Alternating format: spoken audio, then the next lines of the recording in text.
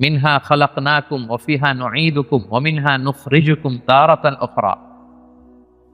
আল্লাহ বলেন, আমি মাটি থেকে বানিয়েছি, মাটির কবরেই তোমরা আবার প্রবেশ করবে, আবার ওই মাটির কবর থেকে যেভাবে প্রথম বানিয়েছিলাম আবার উঠবে। এই যে আবার উঠবো, আবার জেগে উঠবো, আমার সর্বশেষ যে লিখিত বই এক নজরে কোরআন, তার আগের বইটার নাম জেগে ওঠো আবার। দেখছেন আপনারা? ওই জেগে ওঠো আবার মানে আবার যে আমরা জেগে উঠবো, মৃত্যুর পরে আমরা সবাই আবার জেগে উঠবো। আমাদেরকে জাগিয়ে তুলবেন কে? এই যে মৃত্যুর পরে আবার জেগে ওঠা, এটাকে আরবিতে বলে আল বাস। আরবিতে কি বলেন? আল বাসু বাদাল মাউত, মৃত্যুর পরে আবার জেগে ওঠা। তো এই এই জেগে ওঠা, মৃত্যুর পরে মানুষ যে আবার জেগে উঠবে, আবার বেঁচে উঠবে, এইটা মক্কার কুরাইশরা মানতে পারতেছিল না। কারণ তারা দেখে যে প্রাচীন প্রাচীন কবরস্থানগুলোতে মানুষ মরে যাওয়ার পরে পচে গলে শেষ হয়ে যায়। ইভেন মানুষের যে স্কেলিটন থাকে, হাড়, এগুলো 10-15 বছর পরে মাটির সাথে মিশে গুঁড়ো হয়ে যায়। এই গুঁড়ো হয়ে যাওয়া জিনিস, যেটার কোনো অস্তিত্ব নাই, আবার কিভাবে কি করে ওঠে, এটা তাদের মাথায় আসতেছিল না। তো আস ইবনে ওয়াইল নামে এক মুশরিক, সে একটা পুরাতন কবরের ভেতরে সামান্য কিছু মানুষের হাড়, ওইটাকে এরকম হাত দিয়ে মোচড় দেওয়ার পর এটা ডাস্ট হয়ে গেছে, পাউডার। আসলে মানুষের হাড়, মরে যাওয়া মানুষের হাড়, এই পাউডারটা এনে রাসূল সাল্লাল্লাহু আলাইহি ওয়াসাল্লামের কাছে এনে এরকম একটা ফু দিয়েছে। ফু দেওয়াতে বাতাসের মধ্যে বালুটা মিশে গেছে। তো তখন আস ইবনে ওয়াইল বলে যে মাই ইউহিল ইযামা ওয়া হিয়া রামীম, মুহাম্মদ তুমি বলতেছো এই ডাস্ট থেকে আল্লাহ আবার এই মানুষটাকে বানাবেন? এটা তো একটা মানুষের কঙ্কাল ছিল, এটাকে যে তোমার সামনে ফু দিলাম, এটা তো বাতাসে মিশে গেল। তুমি কি বলতে চাচ্ছ যে এইটাকে একদিন আল্লাহ আবার জীবিত করবেন? মাই ইউহিল ইযামা ওয়া হিয়া রামীম, এটা কিভাবে? হাউ কাম ইটস পসিবল, এটা কিভাবে সম্ভব? তো ধুলা হয়ে গেছে, বালি, মানুষ বলতে কোনো অস্তিত্বই নাই। আল্লাহ রাসূল সাল্লাল্লাহু আলাইহি ওয়াসাল্লাম বললেন যে হ্যাঁ, আল্লাহ তাআলা এই ডাস্ট থেকে, এই ধুলা থেকে, বালি থেকে এটাকে আবার পুনরায় জীবিত করবেন, যেমনি আল্লাহ প্রথম মানুষকে বানিয়েছিলেন। প্রথম আল্লাহ তাআলা যেভাবে বানিয়েছেন, সেই আল্লাহ আবার এটা থেকে ওই মানুষকে আবার রিকনস্ট্রাক্ট করবেন, রিবিল্ড করবেন, রিশেপ দিবেন, রিসেট করবেন, আবার আগের মতো তিনি এই মানুষকে তৈরি করবেন। তো এই সূরায় এটাই বারবার বোঝানো হয়েছে যে যিনি প্রথম মানুষকে বানাইতে পারলো, সে আল্লাহ কি মরে যাওয়ার পরে, পচে গলে যাওয়ার পরে আবার বানাতে পারবে না? আচ্ছা বলেন তো, কোন জিনিস প্রথমবার বানানো কঠিন না দ্বিতীয়বার বানানো কঠিন? কারণ প্রথমবার ফার্স্ট টাইম, কোনো এক্সপিরিয়েন্স নাই। প্রথমবার যে করে ফেলতে পারছে, এখন তো একটা এক্সপিরিয়েন্স হয়ে গেছে, কি বলেন? জানা হয়ে গেছে, একটা ধারণা হয়ে গেছে। দ্বিতীয়বার কি কঠিন লাগবে আর? আল্লাহ তাআলা বারবার বলেন যে যিনি প্রথমবার তোমাদেরকে বানায় ফেলতে পারলেন, তোমাদের তো কোনো অস্তিত্ব ছিল না, অস্তিত্বহীন একটা জগৎ থেকে আল্লাহ তোমাকে অস্তিত্বে আনলেন। আমরা ছিলাম ইন এক্সিস্টেন্স, এখন আমাদেরকে এক্সিস্টেন্সে আনলেন। আচ্ছা একটু খেয়াল করে বলুন তো, আজকে থেকে 100 বছর আগে আপনার কোনো অস্তিত্ব ছিল? আমার কোনো অস্তিত্ব ছিল? আমি যে আসবো দুনিয়াতে, যে আমার এই নাম হবে, এই গ্রাম হবে, এই পিতামাতা হবে, এই ফিচার হবে, এগুলো আমরা কেউ জানতাম? তো এই আমাদেরকে যেহেতু আল্লাহ তৈরি করতে পারলেন, অস্তিত্বহীনতার জগৎ থেকে অস্তিত্বে আনতে পারলেন, সে আল্লাহ আবার পুনরায় তৈরি করতে ওনার সমস্যা কোথায়? ওটা তো আরো সহজ, কি বলেন? আচ্ছা আজকে থেকে 200 বছর পরে ধরেন একজন মানুষ পৃথিবীতে যে আসবে, তার এখন কোনো অস্তিত্ব আছে? তার নাম, তার পরিবার, তার বংশ, তার কোনো অস্তিত্ব পৃথিবীতে নাই। কিন্তু এই লোকটা আসবে না পৃথিবীতে? তো অস্তিত্বহীন জগৎ থেকে আল্লাহ যখন অস্তিত্বে আনতে পারলেন, মরে যাওয়ার পরে, পচে যাওয়ার পরে তিনি আবার কেন উঠাতে পারবেন না? কেন পারবেন না? এবং আল্লাহ রাসূল সাল্লাল্লাহু আলাইহি সাল্লাম বলেছেন, মানুষের দেহে একটা হাড্ডির কণা আছে, ইন্না ফিল ইনসানি আযমুন লা ইয়াকুলুহুল আরদু আবাদান। একটা হাড্ডির কণা আছে যেটা কখনো মাটি বালু এটাকে খেতে পারে না, নষ্ট করতে পারে না। মিনহা ইউরাক্কাবুল খালকু ইয়াউমাল কিয়ামা, কিয়ামতের দিন এখান থেকেই মানুষের আবার পুনঃসৃষ্টি হবে। তো সাহাবারা বললেন, আইয়ু আযমিন ইয়া রাসূলুল্লাহ, এই হাড্ডিটার নাম কি? আল্লাহ রাসূল সাল্লাল্লাহু আলাইহি ওয়াসাল্লাম বললেন, আজবুল জানাত, মানে টেইল বোন। ডাক্তারি ভাষায় এটাকে বলে কক্সিক্স। আমাদের যে শিরদাঁড়া আছে না, মেরুদণ্ড, এই মেরুদণ্ডের একেবারে নিচে ট্রায়াঙ্গেল, একটা ত্রিভুজ আকৃতির ছোট্ট বোন পার্টিকেল আছে, এটা নষ্ট হয় না। হিন্দুরা যে শ্মশানে লাশ পুড়ায়, সব পুড়ে যায়, ওইটা পুড়ে না। আমরা যে কবরস্থ করি, কবর মাটি সব খেয়ে ফেলতে পারে, কিন্তু ওই ছোট্ট হাড্ডি কণিকাটা নষ্ট হয় না। ইভেন মানুষের মৃত্যু তো অনেক ভাবে হয়। বিমান দুর্ঘটনায় হলে জ্বলে ভস্ম হয়ে যায়, সাগরে জাহাজ ডুবি হলে মানুষ মরে, তিমি মাছের পেটে চলে যায়, তিনি ওইটাকে খেয়ে ডাইজেস্ট করে ফেলে, তার অস্তিত্বই থাকে না। কিন্তু ওই যে ছোট্ট কক্সিক্স টেইল বোন, আজ বুঝলে না, এটা নষ্ট হয় না। আল্লাহ বলেন ওইটা থেকে কিয়ামতের দিন তোমাদেরকে আবার আমি পুনরায় সৃষ্টি করব। এইটাকে বলা হয় পুনরুত্থান, রেসারেকশন। পুরো সূরার মেইন কথা হচ্ছে এইটা। আপনাদের কাছে আগে ক্লিয়ার করে দিলাম যে ওরা যেহেতু বিশ্বাস করতে পারতেছিল না যে মানুষগুলো মরে যাওয়ার পরে 20 বছর 30 বছর পর কবরে তার অস্তিত্বই থাকে না, এই মানুষ আবার জীবিত হয় কি করে? আল্লাহ রাসূল সাল্লাল্লাহু আলাইহি ওয়াসাল্লাম বললেন যে না, এরাও জীবিত হবে। এবং আল্লাহ তাআলা এমন কথা বললেন যে তোমরা কি ভাবছো তোমাদের এই হাড় গোড়গুলো আমি রিঅ্যাসেম্বল করতে পারবো না? আরে তোমাদের the tips of your finger, তোমার আঙ্গুলের অগ্রভাগে যে এই যে কেমন আঁকি ঝুঁকি দেখা যায়, আঁকি বুকি দেখা যায়, এই যে যেটাকে আমরা আঙ্গুলের ছাপ বলি, ফিঙ্গারপ্রিন্ট, বাসমা, এইটাকে হুবহু আমি এক করে দেব। আল্লাহ বলেন এখন যে ফিঙ্গারপ্রিন্ট নিয়ে দুনিয়াতে তোমরা আছো, ফিঙ্গারপ্রিন্ট চিনেন তো? এই যে ইমিগ্রেশন পার করে যে মালয়েশিয়াতে ঢুকছেন, কি করছিলেন? ফিঙ্গারপ্রিন্ট দিয়েছেন না? সিম কার্ড নিতে গেলে কি করতে হয়? এই যে মেট্রিক অথেন্টিকেশনের জন্য এটা দিতে হয়। এরপরে আপনার ক্রিমিনাল ইনভেস্টিগেশনের জন্য লাগে। আপনি কোনো বাড়িতে ডাকাতি করছে, তো সে যে টাকার যে দরজা খুলছে ওইখানে তার এই ছাপ থেকে যায়। সে যা যা টাচ করে সব জায়গায় ছাপ থেকে যায়। ফরেনসিক রিপোর্টের জন্য এই ফিঙ্গারপ্রিন্ট লাগে। আল্লাহ বলে এখন যে ফিঙ্গারপ্রিন্ট নিয়ে পৃথিবীতে ঘুরে বেড়াচ্ছ, মারা যাওয়ার পরে আবার যে পুনরায় জীবিত করব, একই ফিঙ্গারপ্রিন্ট নিয়ে দাঁড়াবো, ওইটা সহ আমি তোমাদেরকে তুলব। তোমরা ভাবতেছো শুধু হাড় গোড়, তোমার কঙ্কালটাকে আমি রিঅ্যাসেম্বল করতে পারবো না, তোমার ফিঙ্গারপ্রিন্ট সহ আমি সেদিন দাঁড় করাবো। পৃথিবীতে প্রায় বর্তমানে 800 কোটি মানুষের বসবাস। কত কোটি? এই 800 কোটি মানুষের একজনের হাতের ছাপের সাথে, আঙ্গুলের ছাপের সাথে আরেকজনের ছাপের কোনো মিল নাই। 800 কোটি মানুষ, আপনার এই আঙ্গুলের ছাপের সাথে এই আঙ্গুলের মিল নাই। 10টা আঙ্গুলের কোনো ছাপের সাথে অন্য আঙ্গুলের কোনো ছাপের মিল নাই। ইভেন একসাথে যে যমজ ভাই হয়, টুইন, তাদেরও একজনের ফিঙ্গারপ্রিন্টের সাথে আরেকজনের ফিঙ্গারপ্রিন্টের কোনো মিল হয় না। আল্লাহ বলে ওইটা সহ কিয়ামতের দিন আমি তোমাদেরকে তুলব। তাহলে আল্লাহ যে আবার আমাদেরকে তুলতে পারবে, এটা কি আপনাদের বিশ্বাস হয়? নাকি এখনো একটু সন্দেহ আছে? সন্দেহ লাগে? সন্দেহের অবকাশ নাই প্রিয় ভাই বোনেরা। এর কারণ যিনি অস্তিত্বহীনতার জগৎ থেকে আমাদেরকে অস্তিত্বে আনতে পারলেন, তিনি অবশ্যই পুনরায় আমাদেরকে জীবিত করতে পারবেন। এটাই হচ্ছে সূরার মূল কথা। সূরার নাম কি যেন বলেছিলাম? সূরা কিয়ামা। কোরআনে মোট সূরা কয়টা? এই সূরাটা হচ্ছে 75 নাম্বার সূরা। কত নাম্বার? কোরআনে মোট পারা কয়টা? এটা 29তম পারায় অবস্থিত। এই সূরাটা মক্কায় নাজিল হয়েছে, ফলে এটা মাক্কি সূরা। বলুন তো কি সূরা? সবাই জোরে বলুন, কি সূরা? মাক্কি সূরা। এই সূরার আয়াত সংখ্যা কত বললাম? 40। আয়াত সংখ্যা কত? তাহলে ওভারঅল আপনি একটা ধারণা পেয়েছেন। সূরার ধারাক্রম হচ্ছে 75। কত পারায়? 29 পারায়, আয়াত সংখ্যা 40। আর সূরাটা মাদানী সূরা। কি সূরা?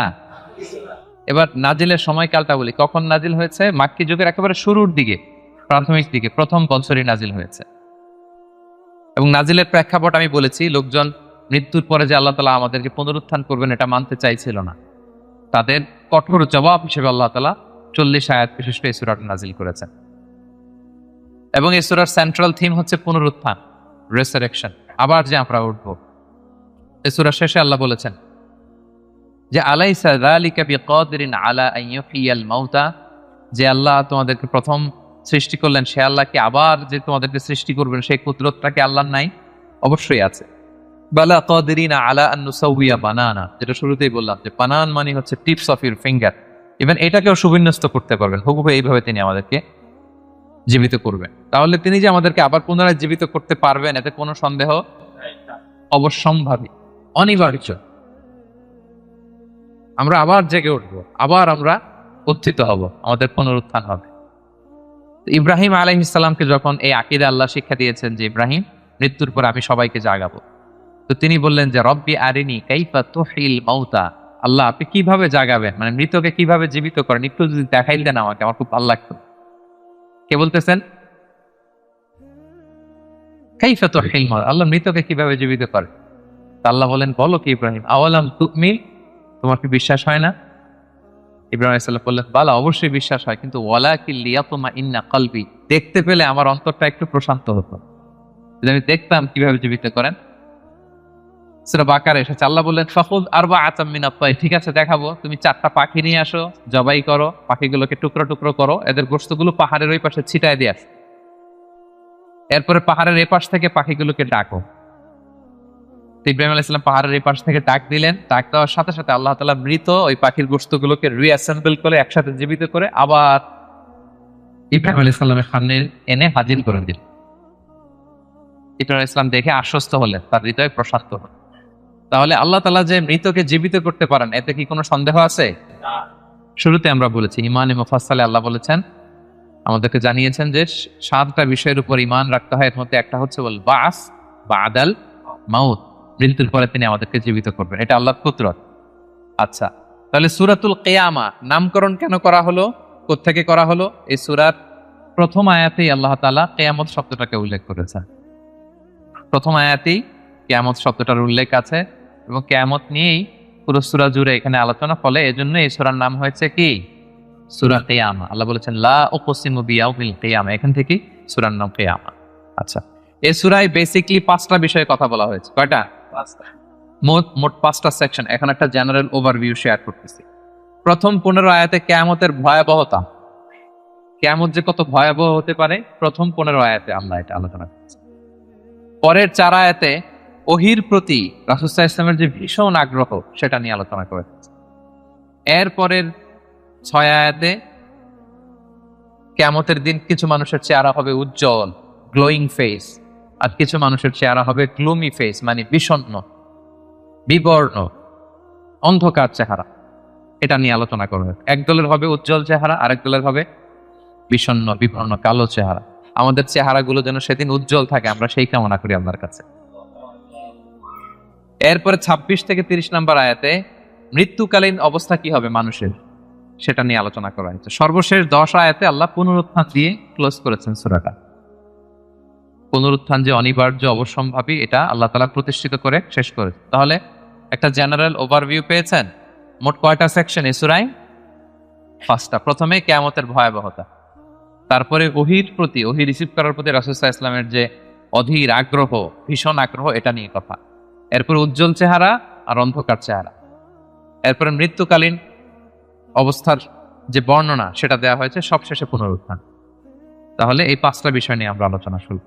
তাহলে ওভারঅল এই সূরা নিয়ে কথা হয়ে গেছে। এবার আমরা তাফসীরের দিকে যাই। প্রথমে আমরা বলেছিলাম যে কিয়ামত দিবসের বর্ণনা আল্লাহ দিয়েছেন। আল্লাহ শুরু করলেন আউযু বিল্লাহি মিনাশ শাইতানির রাজীম, বিতাড়িত শয়তান থেকে আল্লাহর কাছে পানাহ চাই। বিসমিল্লাহির রহমানির রহিম, পরম করুণাময় অসীম দয়ালু আল্লাহর নামে শুরু করছি। আল্লাহ বলছেন লা উকসিমু বিয়াউমিল কিয়ামা। লা শব্দের অর্থ না। লা শব্দের অর্থ, সবাই বলুন, লা শব্দের অর্থ না। আল্লাহ প্রথমে বললেন না, নো, অর্থাৎ তোমরা যা ভাবো এমনটা না। তোমরা যে মনে করো যে আমি উঠাতে পারবো না, মৃত্যুর পরে আমি তোমাদেরকে পুনরুত্থান করতে পারবো না, এমনটা না। লা। আল্লাহ বললেন লা উকসিমু বিয়াউমিল কিয়ামা, লা, তোমরা যে মনে করো আমি আল্লাহর জন্য কঠিন হবে তোমাদেরকে জাগ্রত করা, এটা ঠিক নয়। বরং উকসিমু বিয়াউমিল কিয়ামা, আমি কিয়ামত দিনের শপথ করছি। কিয়ামতের শপথ করতেছে কে? এরপরে আল্লাহ তাআলা আবার বললেন ওয়ালা উকসিমু বিন-নাফসিল লাওয়ামা, আবার লা, লা মানে না। লা মানে কি? একটা দুটো শব্দ শিখে যান না আজকে। লা মানে কি? কোরআনে অনেক পাবেন এরকম লা। এই লা শব্দের অর্থ হচ্ছে আল্লাহ বলেন না, তোমরা যে ভ্রান্ত বিশ্বাসে আছো এটা ঠিক না, লা। বরং উকসিমু বিন-নাফসিল লাওয়ামা, মানুষের যে নাফস মানুষকে তিরস্কার করে, আমি সেই নাফসের শপথ করছি। তাহলে 2টা জিনিসের শপথ করলেন। এক হচ্ছে কিয়ামত দিবসের শপথ। কিসের শপথ? 2 হচ্ছে নাফসে লাওয়ামার শপথ, মানে যে নাফস মানুষ খারাপ কাজ করলে তিরস্কার করে। এই 2টা শপথ করে এরপর একটা কথা বলবেন, গুরুত্বপূর্ণ কথা। আচ্ছা, ওই কথায় যাওয়ার আগে নাফসে লাওয়ামাটা কি এটা আমি আগে বলি। আমাদের যে নাফস, মানে আমাদের ভেতরে যে নাফস দিয়েছেন আল্লাহ তাআলা, এটার 3টা ক্যাটাগরি হতে পারে। একটা হচ্ছে নাফস আম্মারা, একটা হচ্ছে নাফস লাওয়ামা, যে লাওয়ামার কথা এই আয়াতে বললাম, আরেকটা হচ্ছে নাফস মুতমাইন্না। তিনটার কথাই কোরআনে আছে। একটা হচ্ছে নাফস আম্মারা, ইন্নান নাফসা লাআম্মারাতুম বিসু ইল্লা মা রাহিমা রাব্বি। এই নাফসের ইন্সপিরেশন হচ্ছে শুধু খারাপ দিকে, মানুষকে খারাপ কাজে ইন্সপিরেশন করে, খারাপ দিকে হাতছানি দেয়। আরেকটা হচ্ছে এইটা নাফস লাওয়ামা, এ ভালোর কথাও বলে আবার খারাপের কথাও বলে, আবার খারাপ কাজ করলে তাকে তিরস্কারও করে, এটা থাকে মিডলে। আরেকটা হচ্ছে নাফসে মুতমাইন্না, প্রশান্ত আত্মা। যারা জান্নাতি তারা যখন ইন্তেকাল করবে তখন ফেরেশতারা এসে বলবে, ইয়া আইয়াতুহান নাফসুল মুতমাইন্না ইরজিই ইলা রাব্বিহি রাদিয়াতান মারদিয়া ফাদখুলি ফি ইবাদি ওয়াদখুলি জান্নাতি। মানে হে প্রশান্ত আত্মা, বের হয়ে আসো, বের হয়ে আসো আল্লাহর সন্তুষ্টির দিকে। তুমিও আল্লাহর প্রতি সন্তুষ্ট, তোমার রবও তোমার প্রতি সন্তুষ্ট। আল্লাহর জান্নাতে প্রবেশ করো, আমার বান্দাদের মধ্যে প্রবেশ করো, আমার জান্নাতে প্রবেশ করো। আল্লাহ তাআলা ফেরেশতাদের মাধ্যমে এই ঘোষণাটা দিবেন। মানুষের মৃত্যুর সময় দুইটা অবস্থা হয়। যারা জাহান্নামী হয় তাদের রূপ নেয়ার জন্য একদল ফেরেশতা আসে, বিকট শব্দ করতে করতে, ভয়ঙ্কর তাদের চেহারা, ভয়ঙ্কর দুর্গন্ধ। তাদেরকে দেখলেই মানুষ ভয় পায়, ত্রাসে কাঁপতে থাকে। তারা এসে ধমক দিয়ে আত্মাটাকে বলতে থাকে যে, হে পাপাত্মা, আল্লাহর ক্রোধ, রাগ আর জাহান্নামের দিকে বের হয়ে আয়। তখন এই আত্মাটা বেরোতে চায় না, কাফেরদের আত্মা ছোটাছুটি করে, অস্থির হয়ে এদিক সেদিক, জোর করে আত্মাটাকে তারা নিয়ে যায়, নিয়ে সিজ্জিনে রাখে। আর যারা বিশ্বাসী, যারা আল্লাহওয়ালা, যারা ইমানদার, তাদের জন্য কাফনুন মিন আকফানিল জান্নাত, জান্নাত থেকে সাদা ধবধবে শুভ্র কাপড়ের একটা কাফন নিয়ে আসে ফেরেশতা। হানুত মিন হানুতিল জান্নাত, জান্নাতের পেয়ালা যেখানে সুগন্ধি থাকে, এগুলো নিয়ে আসে। এসে খুবই আন্তরিকভাবে আত্মাটাকে আহ্বান করে যে, হে পবিত্র আত্মা, আল্লাহর সন্তুষ্টির দিকে তুমি বের হয়ে আস। বলতে দেরি ওই আত্মা স্মুথলি বের হয়ে। প্রিয় বন্ধুরা, এই দিনটার মুখোমুখি কিন্তু আমরা হতে যাচ্ছি। কি বলেন? একদিন আমাদের দেহ থেকেও তো আমাদের এই আত্মা বের হবে। আমরা যেন ওই শ্রেণীর অন্তর্ভুক্ত হতে পারি যাদের জন্য জান্নাত থেকে শুভ্র কাফন আনা হবে। আল্লাহুম্মা আমিন। স্মুথলি বের হয়ে আসে। তাহলে তিনটা নাফস, নাফস আম্মারা খারাপ দিকে টেম্পটেশন করে, নাফস লাওয়ামা ভালো খারাপ দুইটাই করে, তবে খারাপ করলে তাকে নিন্দা করে, আর হচ্ছে নাফস মুতমাইন্না, প্রশান্ত ইমানদার যে নাফস, শুধু ভালো কাজে মানুষকে আহ্বান করে। আমরা ওই নাফস পেতে চাই। কি বলেন?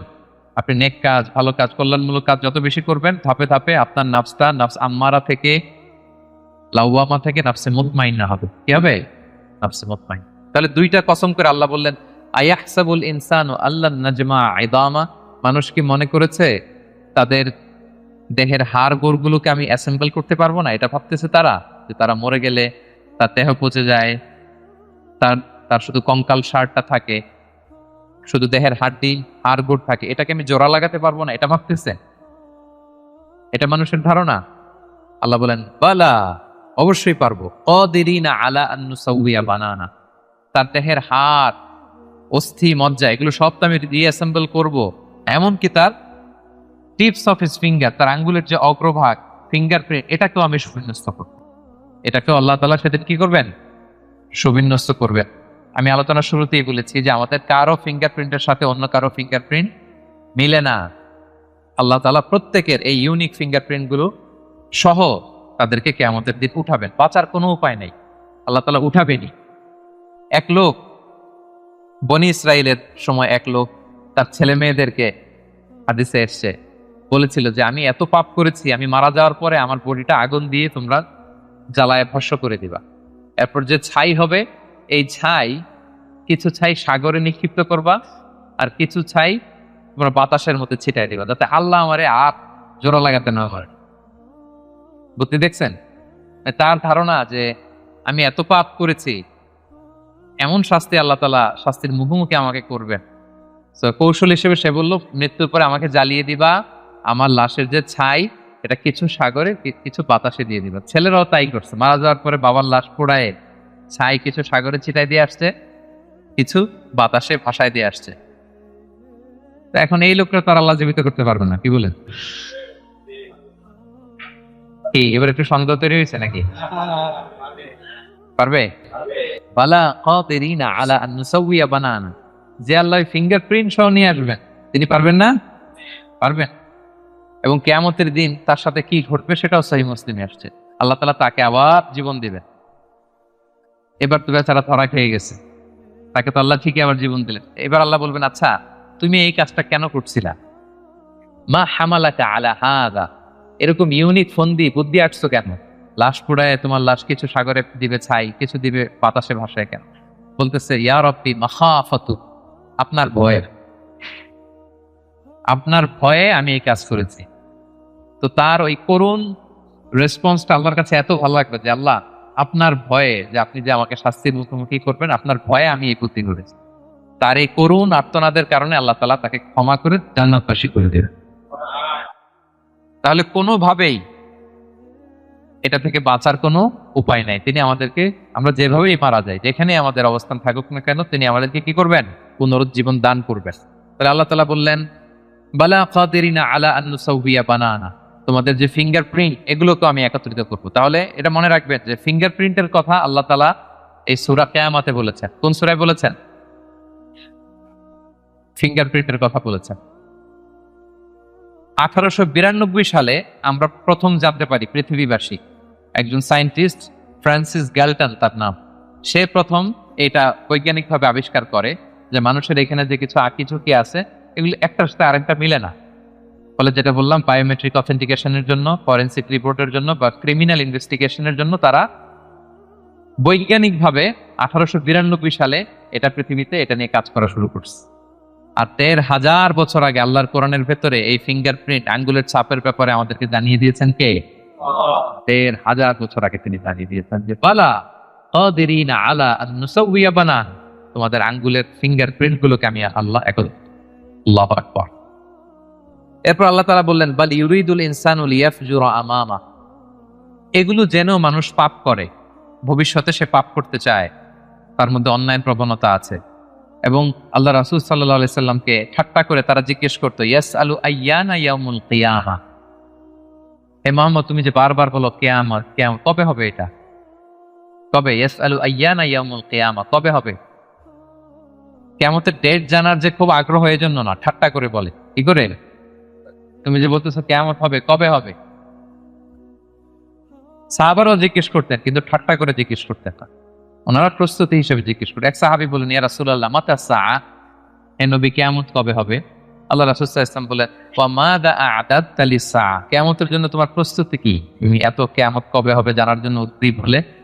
তিনি বললেন, আমার কোনো প্রস্তুতি নাই, ইল্লা আন্নী উহিব্বুল্লাহ ওয়া রাসূলা, আমি আল্লাহ এবং আল্লাহর রাসূলকে ভালোবাসি, এটাই আমার প্রস্তুতি। তখন রাসূল সাল্লাল্লাহু আলাইহি ওয়াসাল্লাম বললেন, তুমি যে আল্লাহ আল্লাহর রাসূলকে ভালোবাসো, এই ভালোবাসাই তোমাকে জান্নাতে প্রবেশ করাবে। আবার রাসূল সাল্লাল্লাহু আলাইহি ওয়াসাল্লাম বললেন, তুমি যাদেরকে ভালোবাসো তাদের সাথেই আল্লাহ জান্নাতে থাকবে। আনতা মা'a মান আহবাবতা, তুমি যাদেরকে ভালোবাসো তাদের সাথেই থাকবে, মানে নবীকে ভালোবাসো তো নবীর সাথেই আল্লাহর জান্নাতে তুমি বসবাস করবে।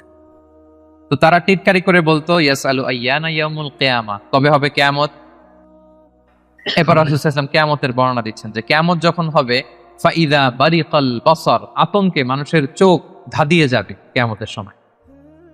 কিয়ামতের একটা ফিচার শোনেন, কিয়ামত এমন সময় হুট করে হবে, কেউ থাকবে বাজারে, কেউ মাঠে, কেউ ঘাটে, কেউ অফিসে, কেউ রান্নাঘরে, কেউ ওয়াশরুমে, কেউ স্কুলে, কেউ কলেজে, কেউ বিজনেস মিটিং এ। যখন কিয়ামতের বিভীষিকা শুরু হবে, ফাইদা বারিকাল বাসার, মানুষের চোখ ছানা বড়া হয়ে যাবে, চোখ ধাঁধিয়ে যাবে কিয়ামতের আতঙ্কে। ওয়া খাসাফাল কমার, চাঁদ এটা আলোহীন হয়ে যাবে, নিষ্ক্রিয় হয়ে যাবে। ওয়া জুমিয়া আশ-শামসু ওয়াল কমার, চাঁদ সূর্য একটার সাথে একটা ধাক্কা লেগে মেসাকার হয়ে যাবে। কিয়ামতের বর্ণনা, ইয়াকুলুল ইনসানু আইনাল মাফার, সেদিন মানুষ বলবে পালাবার জায়গা কোথায়, পালাবো কোথায়? আইনাল মাফার, সেদিন পালানোর কোনো জায়গা আছে বলেন তো?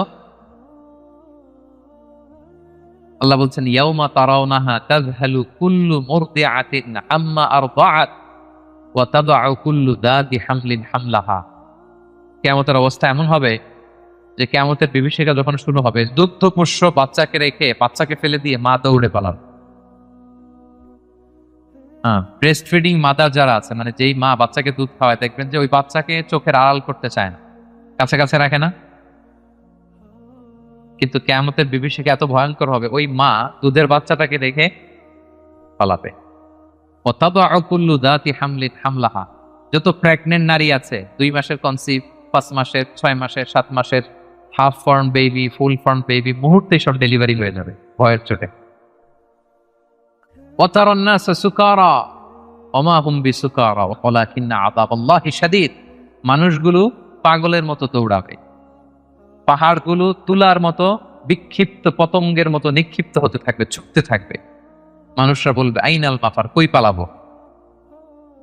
আল্লাহ বলেন খাল্লা লা ওয়াজার, সেদিন কোনো ঠাই নাই, কারো কোথাও পালানোর জায়গা নাই। ইলা রাব্বিকা ইয়াউমা ইযিনিল মুস্তাহার, সেদিন ঠাই দিতে পারবে শুধু একজন, তিনি কে? কিয়ামতের দিন আল্লাহর সুশীতল আরশের নিচে 7 শ্রেণীর ব্যক্তিকে আল্লাহ তাআলা ছায়া দিবেন। যেদিন আল্লাহর সুশীতল আরশের ঠান্ডা ছায়া ছাড়া ওই দিন আর কোনো ছায়া থাকবে, আমরা যেন ওই 7 শ্রেণীর অন্তর্ভুক্ত হতে পারি। আল্লাহ আমাদের তৌফিক দান করুক, আমরা পড়ি আমিন। আমার একটা লেকচার আছে, আল্লাহ সুশীতল আরশের নিচে ছায়া পাবে যে 7 শ্রেণীর ব্যক্তি, আপনারা শুনে নেবেন। তো আল্লাহ তাআলা বলছেন সেদিন আল্লাহর আশ্রয় ছাড়া কোনো আশ্রয় নেই। ইউনাব্বাউল ইনসানু ইয়াউমাইযিন বিমা কদ্দামা ওয়া আখার, সেদিন মানুষকে তার আমলনামা দেয়া হবে। আমলনামা মানুষ সব দেখবে, যা করে এসেছিল তাও দেখবে, এবং দুনিয়াতে যা রেখে এসেছে তাও দেখবে। আমাদের ভালো কাজের ধারা 2টা, একটা হচ্ছে এই যে এখন একটা ভালো কাজ করতেছি, সওয়াব চলে যাচ্ছে, তাই না? দান করলাম, আমলনামায় যুক্ত হচ্ছে, সালাত করলাম, আমলনামায় যুক্ত হচ্ছে। তো মারা যাওয়ার পরে ওগুলো তো আমি আগেই পাঠাই দিলাম। আরেকটা হচ্ছে মারা যাওয়ার পরেও কিছু আমলনামা জারি থাকে, আপনি কিছু সাদাকায়ে জারিয়া করেছেন, চলমান সাদাকা, বা ভালো কাজের আদেশ দিয়েছেন, কোন একটা ভালো কাজ করার ব্যাপারে মানুষকে উদ্বুদ্ধ করেছেন। আপনি দুনিয়াতে নাই, কিন্তু আপনার কথা শুনে ইন্সপায়ার্ড হয়ে যারা ভালো কাজ করেছে তার একটা পার্সেন্টেজ সওয়াব কিয়ামত পর্যন্ত, এটা যদি দুনিয়াতে জারি থাকে আপনার এই আমলনামাও জারি থাকবে। আল্লাহ আপনার আমলনামায় কি করবেন? ওটা ঢুকাতে থাকবেন, সাদাকায়ে জারিয়া। অনুরূপভাবে গুনাহে জারিয়াও আছে, এটা 2 ধরনের, একটা সাদাকায়ে জারিয়া আর একটা গুনাহে জারিয়া। এমন পাপ কাজ আপনি শিখাইছেন জগৎবাসীকে, তারা আপনি চলে যাওয়ার পরে ওই পাপ কাজ করতেছে, তাইলে ওই পাপের একটা পার্সেন্টেজ আপনার আমলনামায় যুক্ত হয়ে যাবে। তো আমলনামা আল্লাহ তাআলা দিবেন আমাদেরকে, ঠিক আছে, এবং দিয়ে বলবেন ইকরা কিতাবাকা কাফা বিনাফসিকা আল-ইয়াউমা আলাইকা হাসিবা, পড়ো তোমার আমলনামা তুমি পড়ো। যদিও আমরা প্রত্যেকে আমাদের নিজেদের ব্যাপারে ভালো জানি, আমাদের কার কি অবস্থা জানি না। আমি যদি পাপ করি, জুলুম করি, অন্যায় করি, খারাপ কাজ করি, সমাজে যে লোকটা করে তার নিজের একটা জানা আছে না, জানাশোনা আছে না নিজের ব্যাপারে, তার যে কি হইতে যাচ্ছে কিয়ামতের দিন তার তো একটা হিসাব আছে, কি বলেন?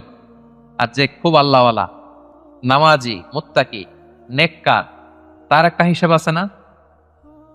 তার তো একটা হিসাব আছে, ইনশাল্লাহ আমি আমার সব ভালো কাজের প্রতিদানগুলো জমা হচ্ছে আমার, আমি আল্লাহর কাছে পাই টু পাই বুঝে বুঝে পাবো এর রিওয়ার্ড, এর প্রতিদান। তো আল্লাহ বলবেন বালিল ইনসানু আলা নাফসিহি বাসীরা, মানুষ নিজেই তার ব্যাপারে ভালো করে জানে, যদিও আমলনামা দেয়া হবে কিন্তু প্রত্যেকেই তার ব্যাপারে ভালো করে জানে। এইভাবে এই প্রথম 15 আয়াতে আল্লাহ তাআলা কিয়ামতের বিভীষিকাময় পরিস্থিতির কথা তুলে ধরলেন। 5টা সেকশনের প্রথম সেকশন, বড় সেকশনটা আমরা কভার করলাম। সবার কাছে ক্লিয়ার হয়েছে তো? আচ্ছা, দ্বিতীয় সেকশনে কি বলছিলাম? যে ওহীর প্রতি রাসূল সাল্লাল্লাহু আলাইহি ওয়াসাল্লামের ভীষণ আগ্রহ ফুটিয়ে তোলা হয়েছে 4টা আয়াতে।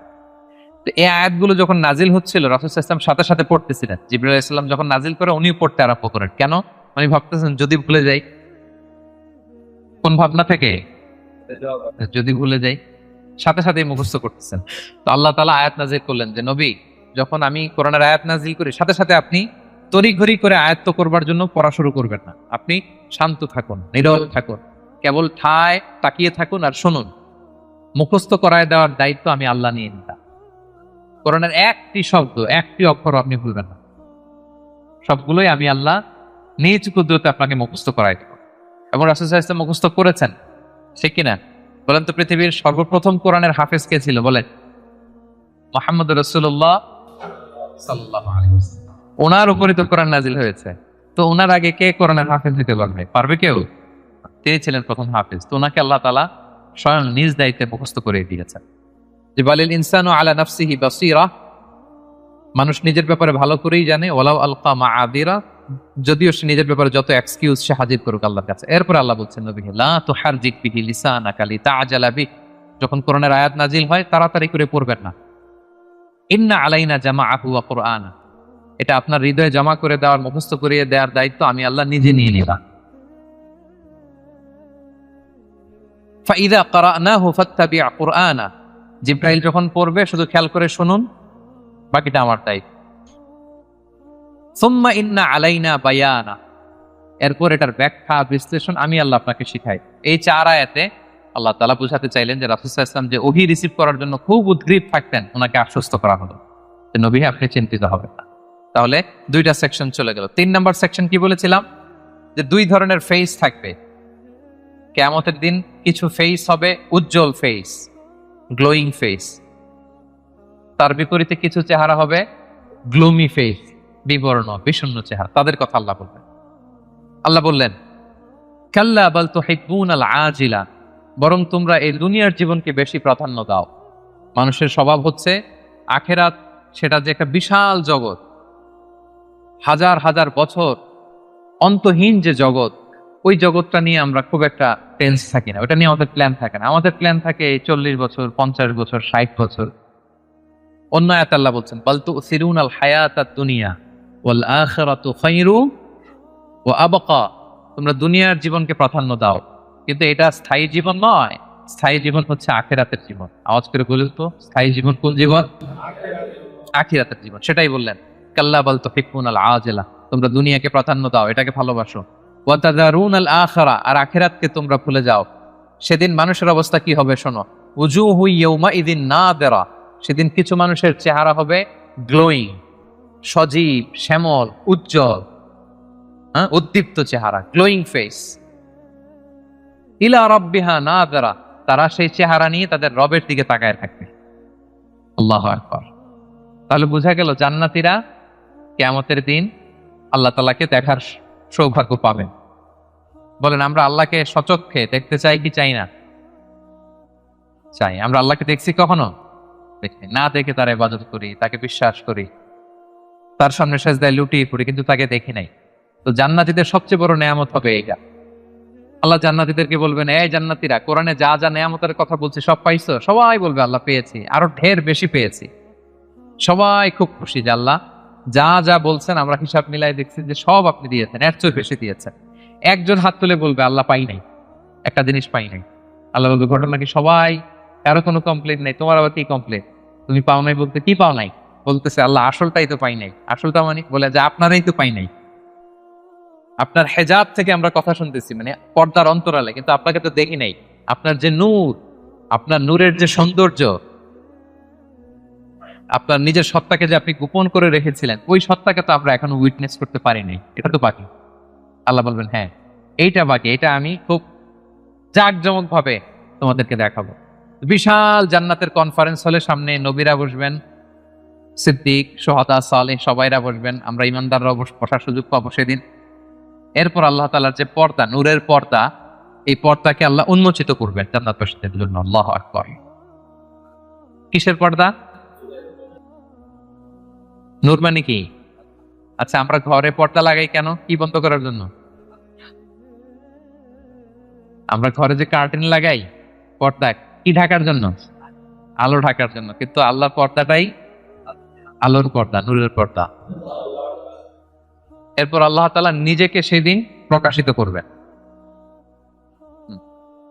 আল্লাহর নূরের এক ঝলক তিনি প্রকাশিত করবেন। জান্নাতীরা পাগলের মতো ওই নূরের ঝলকের দিকে বিমোহিত হয়ে তাকিয়ে থাকে। 1 সেকেন্ডের 1000 কোটি ভাগের অল্প সময়ের, সামান্য সময়ের জন্য এক ঝলক আল্লাহ নিজেকে প্রকাশিত করবেন, ওনার নূর দেখাবেন। জান্নাতীরা ওই নূর দেখে অপলক নেত্রে বিমোহিত হয়ে তাকিয়ে থাকবে পাগলের মতো। কি দেখলাম, এত সুন্দর, এত বড় নেয়ামত, কিন্তু সামনে কিন্তু আর নাই, ওই নূরের ঝলকানি কিন্তু আর নাই। এক ঝলক ওটা দেখেই যাবে সব, কোটি কোটি বছর কেটে যাবে। আল্লাহু আকবার।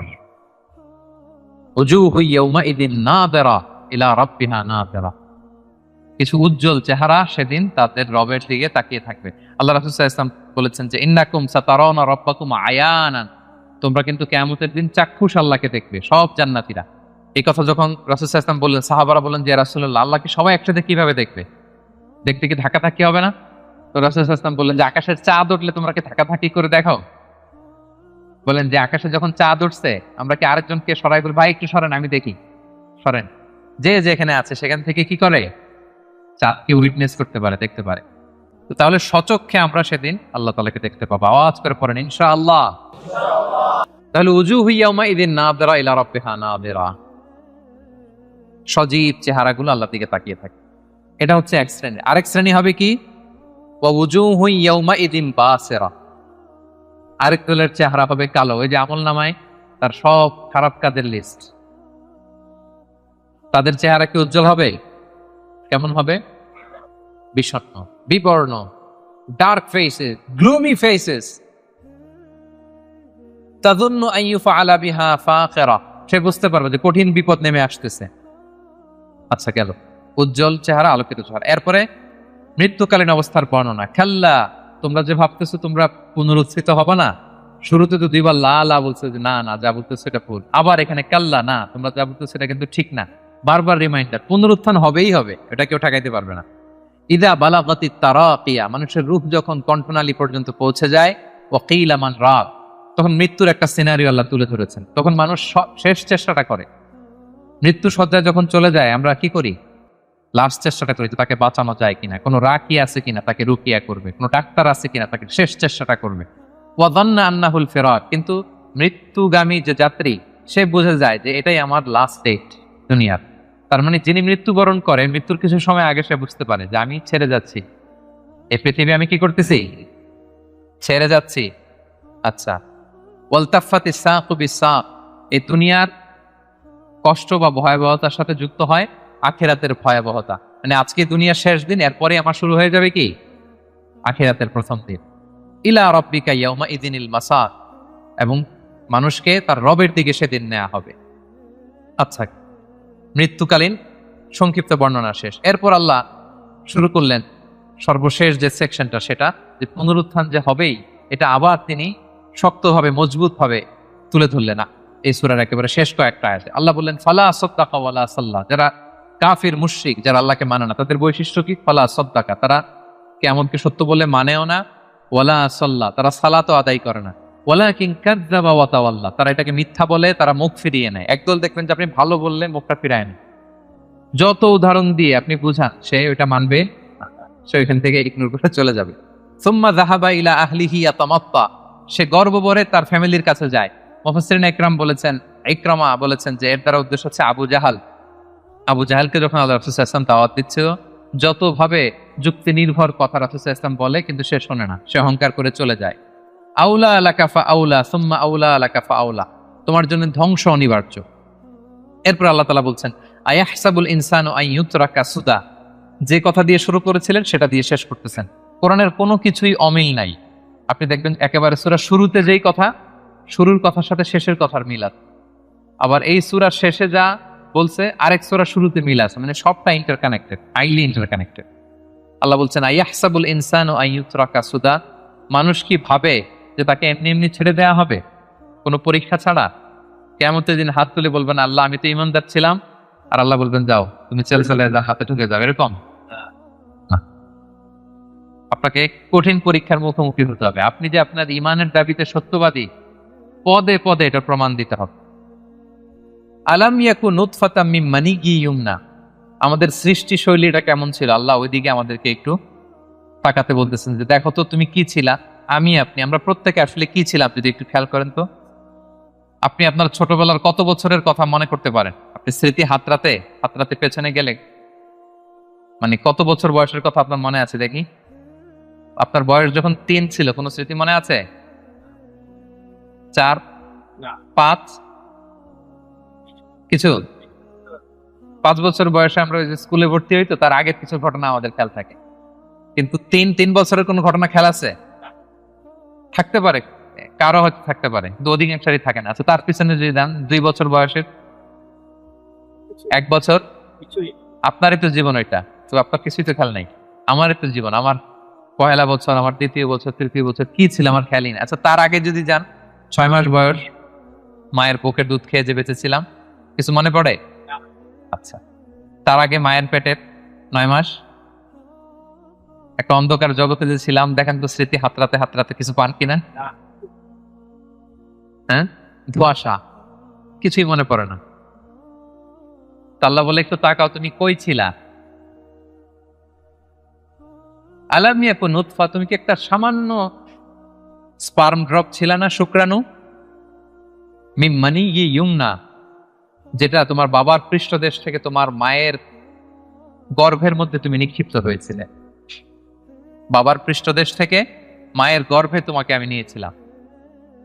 ছোট্ট একটা মানে অনুবীক্ষণ যন্ত্র ছাড়া দেখা যায় না এই শুক্রাণু।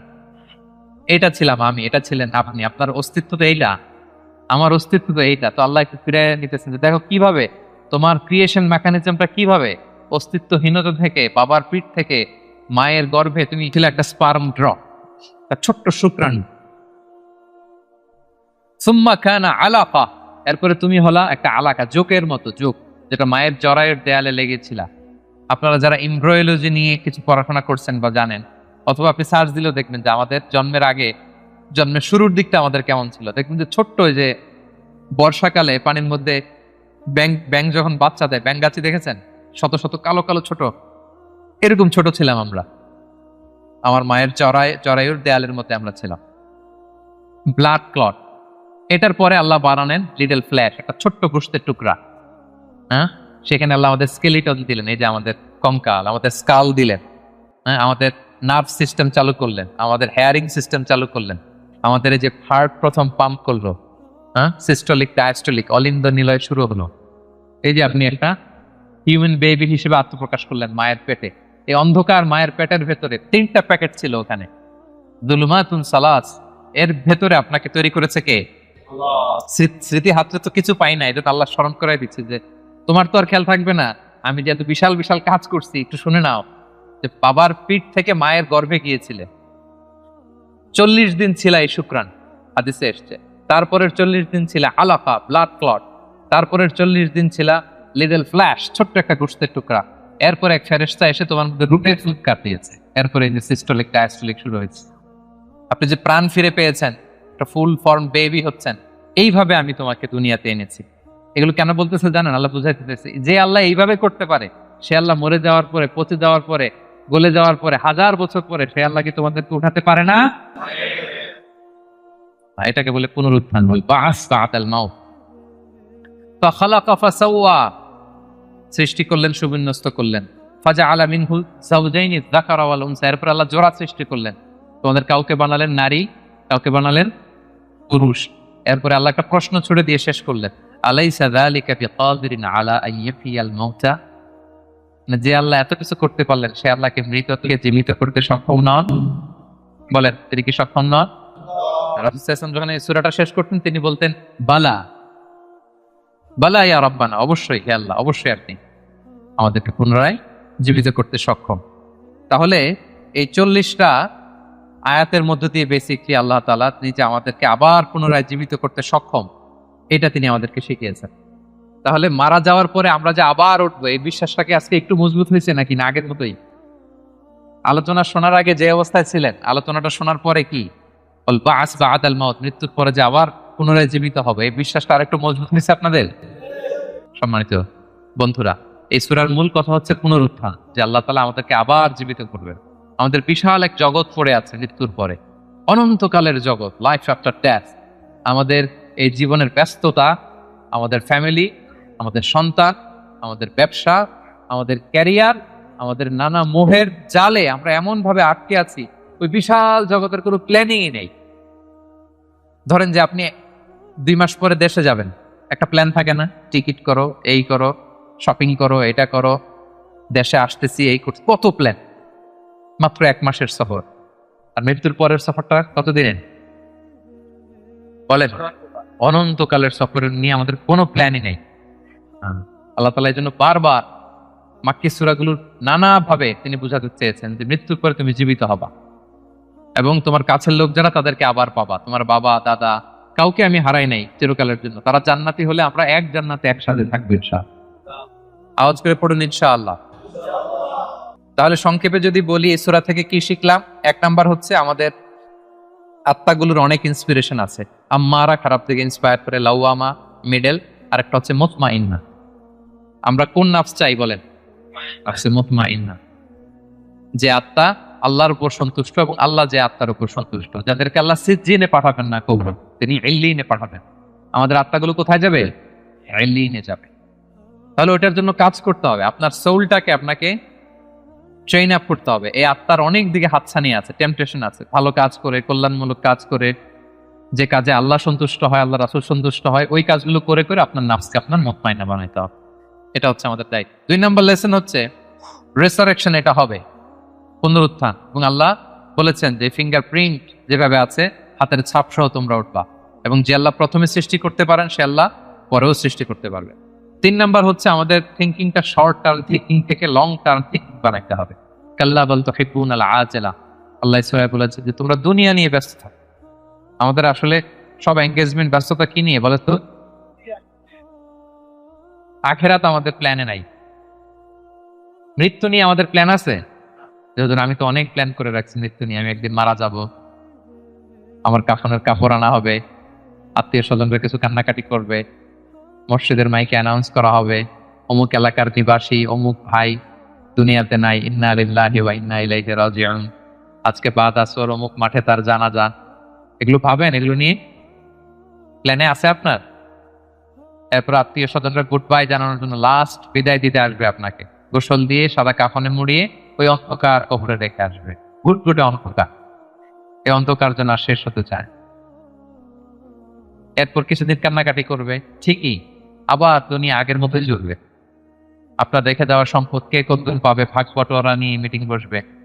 দুনিয়াতে শীত শেষে গ্রীষ্ম আসবে, দিন শেষে রাত আসবে, সব চলবে, থাকবেন না শুধু আপনি, থাকবেন না আমি, থাকবো না আমিহীন দুনিয়া, ঠিক চলবে আগের মতো। এগুলো ভাবেন? এগুলো ভাবার সুযোগ হয় আমাদের? কবরের 3টা প্রশ্নের মুখোমুখি হওয়া, এই রূপটা নিয়ে যে ইল্লিনে রাখা হবে, কিয়ামত, ফুলসিরাত, জান্নাত, আল্লাহর সাথে সাক্ষাৎ, এগুলো ভাবার তো সময়ই নাই আমার। এত ব্যস্ত, হ্যাঁ? আপনার তো বেশিরভাগ ব্যবসায়ী, হ্যাঁ, এত বলেন যে হুজুর ইনভেস্টমেন্টের খোঁজ খবর নিতেই তো, এখানে ইনভেস্টমেন্ট, ওইখানে ইনভেস্টমেন্ট, এখানে ব্যবসা, দেশে ব্যবসা, এগুলো সামলাতেই তো কাহির। আল্লাহ বলেন কাল্লা বাল তুহিব্বুনাল আজিলা, তোমরা দুনিয়া নিয়ে টু মাচ এনগেজড, ওয়াতাযারুনাল আখিরা, এক অনন্তকালের বিশাল পথ যে পাড়ি দিতে হবে ভুলেই যাও তোমরা, বরং আখিরাতকে আমাদের প্রাধান্য দিতে হবে। মুমিন জীবন দুনিয়া কেন্দ্রিক না আখিরাত কেন্দ্রিক? বলেন। করবো সব এখানে, কিন্তু প্ল্যান আখিরাত। ওইখানে কি কাজে লাগবে, ওইখানে যেন জিতে যায়, শেষ হাসিটা যেন ওখানে হাসতে পারি। এটা হচ্ছে মুমিনের বৈশিষ্ট্য। 4 নাম্বার হচ্ছে গ্লোয়িং ফেস, গ্লুমি ফেস। বলেন আপনার চেহারা সেদিন কিরকম হোক আপনি চান? গ্লোয়িং ফেস চান? হ্যাঁ, তাহলে 5 ওয়াক্ত সালাত পড়তে হবে, কোরআন পড়তে হবে, যাকাত আদায় করতে হবে। 5 নম্বরে মৃত্যুর যে ওই সময়টা, ওইটা আমাদের জন্য fix. The most certain thing in our life is death, and the most uncertain matter in our life is the time of death. মৃত্যু হবে এটা আমরা জানি, কবে হবে জানি, সেদিনের জন্য যেন প্রস্তুত থাকি। লাইফ ইজ এ টেস্ট, জীবনে পরীক্ষা থাকবে, এমনি এমনি আল্লাহ ছেড়ে দিবে না, আমার ইমানের পরীক্ষা দিয়ে আমাকে উত্তীর্ণ হতে হবে। 7 নম্বরে হিউম্যান শুডন্ট বি অ্যারোগেন্ট, মানুষের অহংকারী হওয়া সাজে না। কারণ আল্লাহ আমাদের সৃষ্টির দিকে একটু তাকাতে বলছে, তোমার যে এত অহংকার, এত ক্ষমতার দাপট, তুমি পাওয়ারফুল এলাকায়, তোমার দাপটে কেউ কথা বলতে পারে না। তুমি কি ছিলা বলো তো? 3 বছর আগে কি হয়েছিল, তোমার বয়স যখন মনেই করতে পারো, মায়ের পেটে কি ছিলা, তার আগে কি ছিলা, ছোট্ট একটা তুচ্ছ পানির ফোঁটা থেকে আল্লাহ আমাদেরকে বানিয়েছে। ওই মানুষ কখনো অহংকার করতে পারে না। সব শেষ কথা হচ্ছে রেসারেকশন ইজ এ মাস্ট। আমরা আবার জীবিত হব, মৃত্যুর মধ্য দিয়ে আমাদের সব শেষ হয়ে যাবে না, বরং বল বাস বাদাল মাউত, মৃত্যুর পরে আবার আমরা পুনরুত্থিত হব এবং আল্লাহর সেই ট্রাইব্যুনালে আমাদেরকে দাঁড়াতে হবে। সেদিন যদি আমাদের ভালো কাজের মধ্য দিয়ে আল্লাহর কাছে আমরা নিজেদের ইমানকে প্রমাণিত করতে পারি, তাহলে শেষ হাসিটা আমরাই হাসব। আমরা এখানে যেমনি একত্রিত হলাম, মৃত্যুর পরে আবার জীবিত হয়ে বিচার দিবস শেষে আল্লাহ জান্নাতুল ফেরদাউসের ভিতরেও যেন আমরা এভাবে একত্রিত থাকতে পারি। আল্লাহ আমাদের সবাইকে তৌফিক দান করুন। আজকে থেকে আপনার প্ল্যানের ভিতরে ব্যবসা বাণিজ্য, ইনভেস্টমেন্টের পাশাপাশি কিছুটা সময় লাইফ আফটার ডেথ, মৃত্যুর পরের জীবন নিয়ে আমরা রাখবো তো নাকি? মৃত্যু, কিয়ামত, পুনরুজ্জীবন, আখিরাতের জীবন নিয়ে আমাদের ভাবনা, চিন্তা, প্ল্যান এটা রাখতে হবে। এটাই মুমিন জীবনের বৈশিষ্ট্য। আল্লাহ তাআলা আমাদের সবাইকে কথাগুলো বোঝার আমল করার তৌফিক দান করুন।